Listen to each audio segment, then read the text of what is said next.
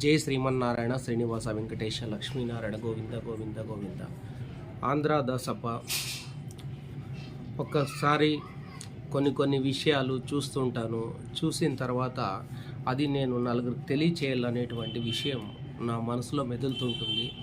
ఎట్టి పరిస్థితుల్లో నేను ప్రతి ఒక్కరికి కొన్ని విషయాలు తెలియచేయాలనేదే నా ఆలోచన.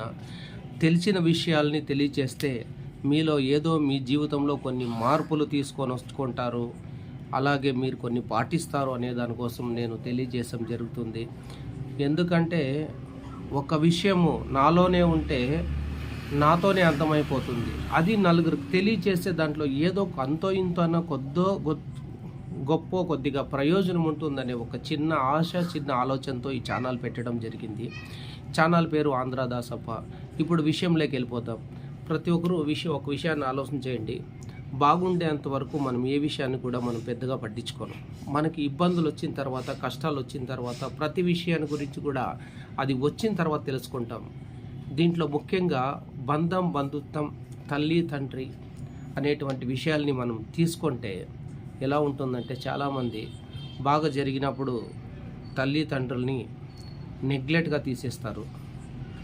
కొంతమంది జరగకున్నప్పుడు కూడా తీసేస్తారు. ఇది ఎట్లయిపోతుందంటే మన మైండ్ సెట్ ఎట్లుంటుందో అట్లుంటుంది. ప్రతి ఒక్కరికి నేనేం చెప్తానంటే, మనం ఎలా ఆలోచిస్తామో మన పిల్లలు కూడా అలాగే ఆలోచిస్తారు. ఇది కంపల్సరీ. ఈ విషయాన్ని మొదట మనము మైండ్లో పెట్టుకోవాలి. నేను చూసిన కొన్ని విషయాలు, నేను చూసిన కొన్ని సంఘటనలు మీకు తెలియజేసేదానికోసమే ఈ ఒక చిన్న ప్రయత్నం.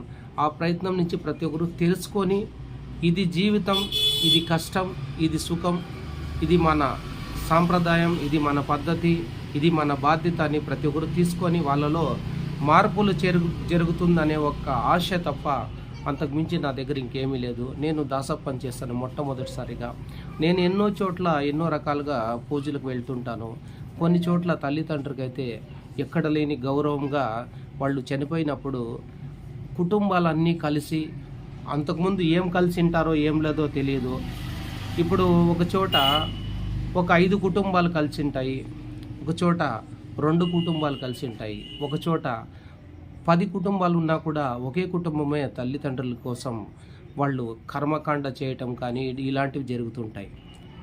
నేనేమంటానంటే, ప్రతి ఒక్కరికి బాగా అర్థం చేసుకోండి ఈ విషయాన్ని.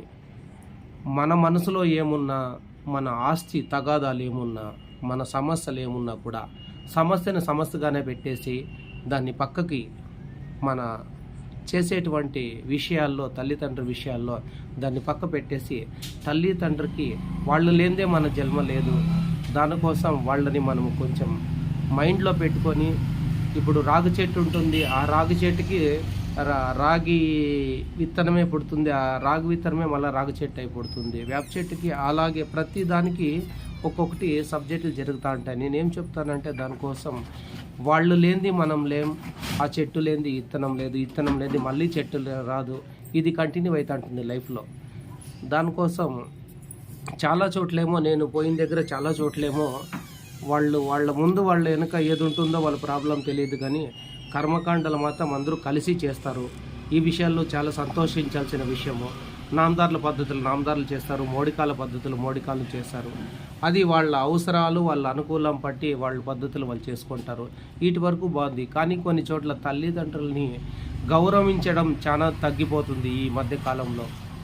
ఎందుకంటే వాళ్ళు బాగా చదివిస్తారు, మంచి ఉద్యోగాలు చూపిస్తారు, మనకి మంచి భవిష్యత్తు ఇస్తారు, మనకి ఇండ్లు ఇస్తారు, మనకి ఆస్తులు ఇస్తారు, బ్యాంకు బ్యాలెన్స్లు ఇస్తారు, మన మంచి చెడ్ల గురించి వాళ్ళు చాలా ఆలోచిస్తారు. ఎప్పటి వరకు ఇవన్నీ చేస్తారంటే, వాళ్ళు గట్టిగుండేంత వరకు, వాళ్ళు చేత అయ్యేంత వరకు వాళ్ళన్నీ చేస్తారు. తర్వాత వాళ్ళ పరిస్థితి ఏమి అనేది ఆలోచన చేస్తే మనం ఎట్లయిపోతుందంటే, ఒక నది పోతుంటుంది, నది దాటేంత వరకు ఒక మనిషి సపోర్ట్ కావాలి. ఆ సపోర్ట్ ఎవరంటే ఒక తల్లిదండ్రులు కానీ, ఒక అన్నదమ్ముడు కానీ, ఒక బంధుత్వం కానీ. వీటి వరకు చేసుకొని మనం ముందుకు వెళ్ళిపోయి, ఆ దాటి ముందుకు వెళ్ళిపోయిన తర్వాత ఏమనుకుంటారంటే చాలామంది, ఇది ఎలాగో అయిపోయింది కదా, ఇంకా నాకు పనే ముందులే అని అదేమో అంటారు కదా, నది దాటిన తర్వాత మర్చిపోయేది అని. ఇలా చాలా జరుగుతుంటాయి చాలా విషయాల్లో, నేను చూస్తున్నాను. దాని నుంచి నేనేమంటానంటే, దానికోసం అలా మర్చిపోవద్దండి. ప్రతి ఒక్కరు ప్రతి విషయాన్ని కొద్దిగా బాగా గుర్తుపెట్టుకోండి, బాగా ఆలోచన చేయండి. దాని గురించే నేను చెప్పేది. ఇప్పుడు కొన్ని చోట్ల చేస్తారు. ఆటి వరకు నాకైతే సంతోషంగా ఉంది. కొన్ని చోట్ల ఏమైపోయిందంటే, నాకు తెలిసిన విషయాల గురించి ఒక్కసారి చాలా గౌరవంగా బతికినాడు ఒక తండ్రి. మామూలు గౌరవంగా బతకలే, ఎక్కడ పోయినా కూడా తనకు చాలా విలువ ఉంది. అతని ఆవేశపరుడు. సరే, అవన్నీ జరిగింది, ఆవేశపరుడు, అవంతా అయిపోయింది, ఓకే, అటు వరకు బాగుంది. ఏదో విషయానికి తండ్రి ఒక మాట కొడుకు అంటాడనమాట, ఇట్లా కాదు ఇట్లా చేసుకోవాలని చెప్పేసి. దానికి ఆ కొడుకు ఏం చేసినాడంటే ఆవేశపడిపోయి, నాకు పెళ్ళయింది, నాకు బిడ్డలు అయిండారు, నాకు వయసు వచ్చింది, ఇప్పుడు కూడా నన్ను మాట్లాడతావా అనేసి తండ్రి పైన గొడవ జరిగింది. ఆ జరిగిన తర్వాత ఏమైపోయిందంటే, తండ్రి నాతో ఇన్ని మాటలు మాట్లాడతావని సరే ఒక ఏటు కొట్టినాడు. ఆ ఏటు కొట్టిన తర్వాత కొడుకు ఎన్నాళ్ళు నిన్ను చూసేదని కొడుకు తండ్రికి ఒక ఏటు కొట్టినాడు అనమాట. ఆ కొట్టిన తర్వాత ఏమైపోయిందంటే, నేను తనని పుట్టించిన, నేను తన్ని కన్నా, నేను తన్ని పెంచిన, నేను ఒక భవిష్యత్తు ఇచ్చిన వాడు నా కొడుకు అని నేను చేసిన. అలాంటప్పుడు నేను వాని పైన ఒక ఏటేసేదానికి ఏం పెద్ద విషయం ఏం కాదు. అది వాడు నా కొడుకు కాబట్టి నేను కొట్టినాను, నేను మందలించేటువంటి శక్తి నాకు ఉంటుంది అనేసి తను ఒక ఏటేసినాడు. అటు వరకు బాగుంది. కానీ కొడుకు ఒక ఏటు తండ్రికి కొడితే ఏమైపోతుందంటే, ఇన్నేండ్లు చేసిన ఒక ఇది చింద్రాభద్ర అయిపోతుంది అనమాట.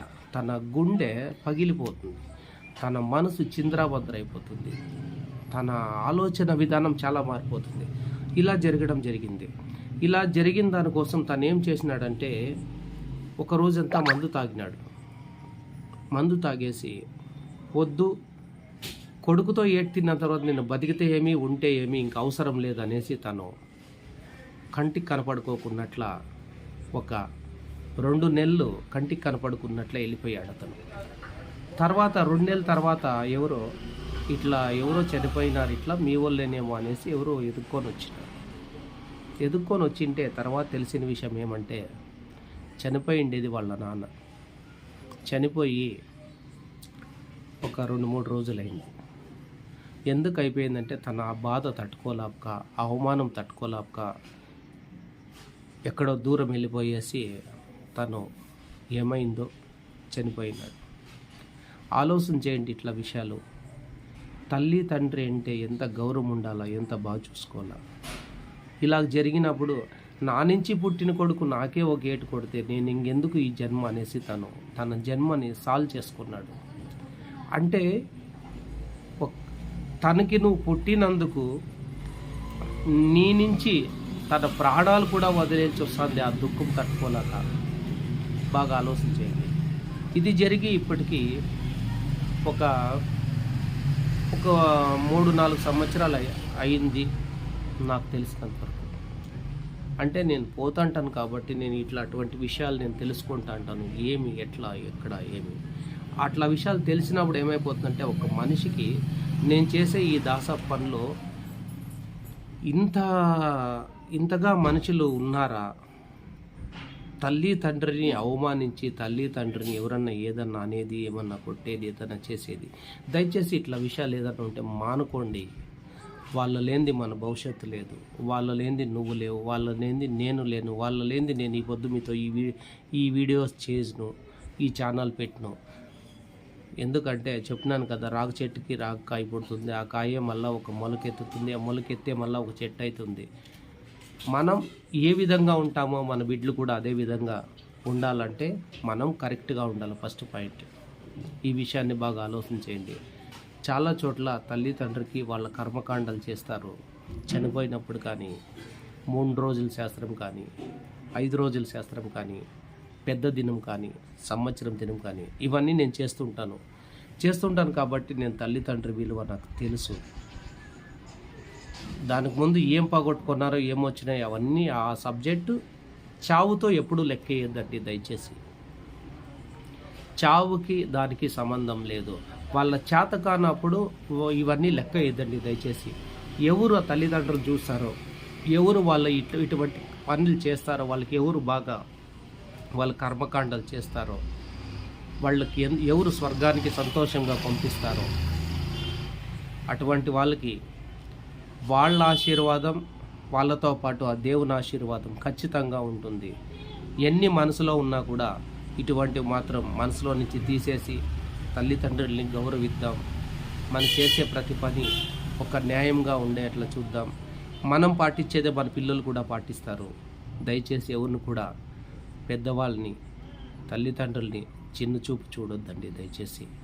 ఇది ఒక్కటే నేను మీతో అడుక్కుంటుండేది. నా అనుభవంలో ఏజ్ చిన్నది కావచ్చు, కాకుండా పోతే నేను నా కండ్లారా చూసిండేది, నా చెవులారా వినిండేది, నేను మాట్లాడిండేది, ఇవన్నీ కొంచెం ఇటువంటి విషయాల్లో నేను చాలా ఆలోచన చేస్తాను. ఇటువంటి విషయాల్ని ఎంత డీప్గా ఆలోచిస్తానంటే అంత డీప్గా మీకు అర్థమయ్యేట్లా నేను ఈ వీడియోలు చేయడం జరుగుతుంది. ప్రతి ఒక్కరు చెప్పేది ఆలోచన చేయండి. తల్లిదండ్రికి మంచి గౌరవం ఇవ్వండి, అన్నతమ్ముళ్ళకి గౌరవం ఇవ్వండి, అక్క చెల్లెండ్లకి గౌరవం ఇవ్వండి, బావులు బామర్దులకి గౌరవం ఇవ్వండి, బంధుత్వానికి గౌరవం ఇవ్వండి, తన మన అనేది చూసుకోండి. ఇవన్నీ తర్వాతే డబ్బు అనేది, ఆస్తి అనేది, దీంట్లో తర్వాతే చూడండి దయచేసి.